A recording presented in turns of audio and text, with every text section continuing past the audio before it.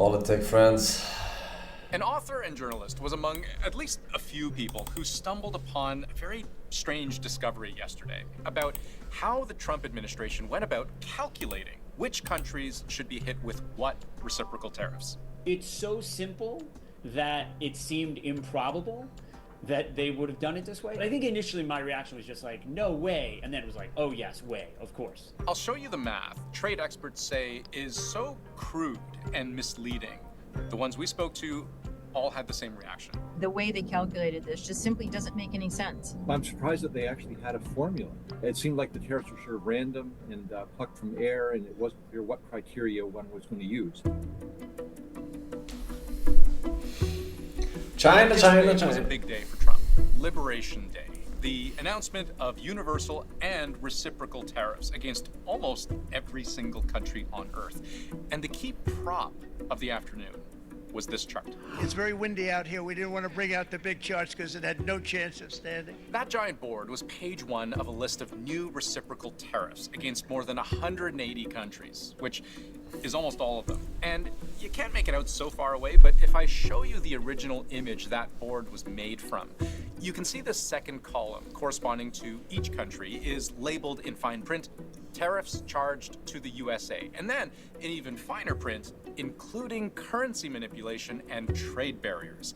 And every country shows a different number. So to translate, this is what the Trump administration says. It calculated for every single country what tariff they effectively put on US goods, if you factor in not just their tariffs, but also all kinds of unfair things those countries do to put America at a disadvantage. For nations that treat us badly, we will calculate the combined rate of all their tariffs, non-monetary barriers, and other forms of cheating. Except the actual math of their calculation is so rudimentary and does not directly relate at all, as advertised, to actual tariffs or currency or trade barriers. What they appear to have done was to take the US trade deficit in physical goods with each country, divided by total US imports of goods from that country, turn that into a percentage, and that's it.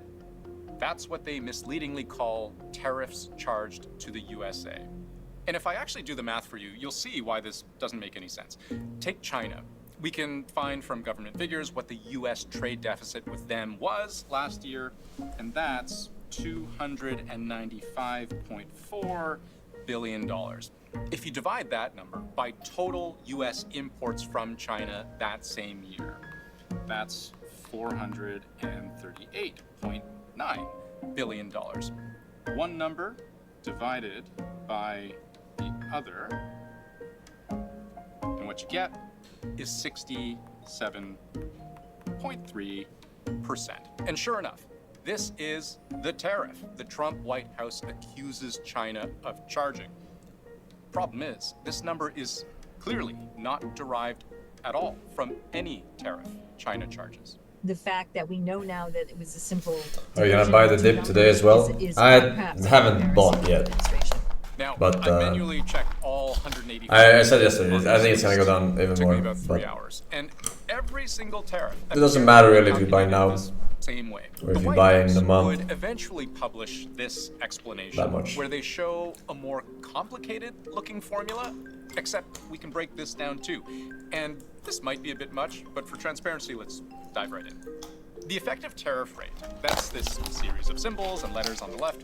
That's what they're trying to figure out for each country, right? And to get there, they take into account how sensitive customers are to higher prices and how likely prices are to increase, which they set at 4 and 0.25, respectively.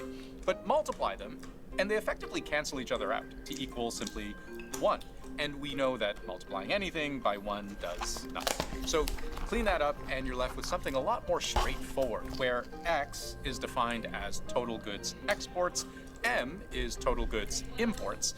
Subtract one from the other, that's what a trade imbalance in goods is. And if it's a deficit, that divided by total imports is basically what we said from the start. It doesn't even attempt to measure what those tariffs are. They're not measuring other countries' tariffs. It's not measuring other countries' non-tariff measures.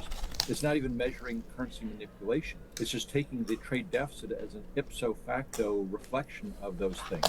Now, the thing is, if you really think about it, you can kind of understand why the US government would see their math as some kind of approximation for how unfair.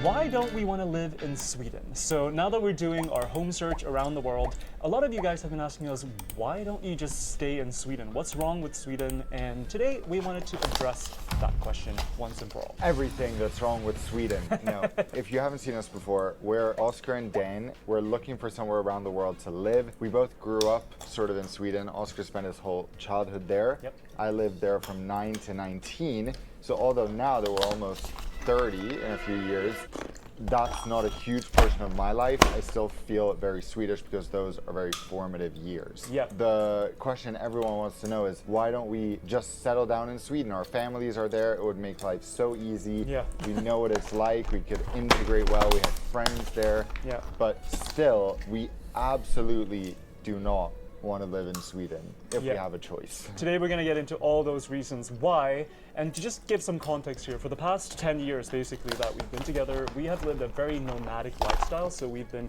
traveling either full-time or living abroad in different places, either for university or independently, and that has kind of messed us up in many ways, you could say. So although we do feel Swedish in our core, we aren't necessarily that Swedish anymore, if that makes sense. Yeah, we should preface this by saying that I always wanted to leave Sweden. From the moment I moved there, I realized I don't want to live here. At 9 years old. Yeah, basically. At 10, I was like, okay, I'm ready to go. We want to start by talking about the things we love about Sweden, because there are many things we love and we really treasure. And some things we love even more, having spent so much time outside of Sweden, things that we have perspective on now. I think for me, the main thing is the people and their values. Yeah. Not necessarily the social situation, just the fact that people in Sweden really value taking care of everyone in the country. For example, during the refugee crisis in the mid-2010s, the general attitude was, we want to help. We want to help people in need, and I think that's really beautiful. And I think a lot of countries or a lot of cultures preach equality and this and this and that, but like in Sweden, it really is an internalized part of culture. Like we really believe everyone is the same, everyone is equal, everyone deserves the same rights, and that is something beautiful that you don't really find in most places. Actually. Especially right now with how the world is going, I still feel that although Sweden is also kind of affected by that, it's still so much better than most of the world.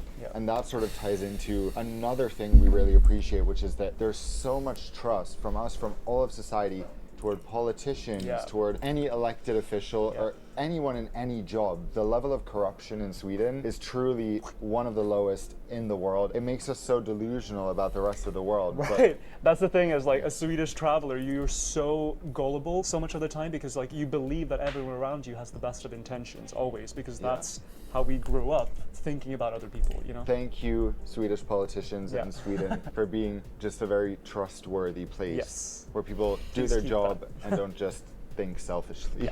Exactly. Another thing that we value a lot now as we're getting older as well is work-life balance, and how like that is really like a pillar of Swedish life. People have a very healthy attitude about it. People take vacations a lot, which I think is good from the perspective of when you're healthy, yes, it's good to work and contribute, but people can get sick at any time or have a kid, then having the option to, you know, not work and not be punished by society, I think is good in most circumstances. And of course, the maternity and paternity leave is awesome. Yeah, and that brings us to another point, which is that it's relatively very, very cheap to raise kids in Sweden, at least from our perception. Which Swedes are going to be like, what are you doing? I know, and hold on, but like compared to what it's like in other countries, like when you talk to people in other countries, I mean, I'm not just talking about like the US in this case, like pretty much anywhere around the world, like when it comes to healthcare, when it comes to education. How the fuck am I supposed to know?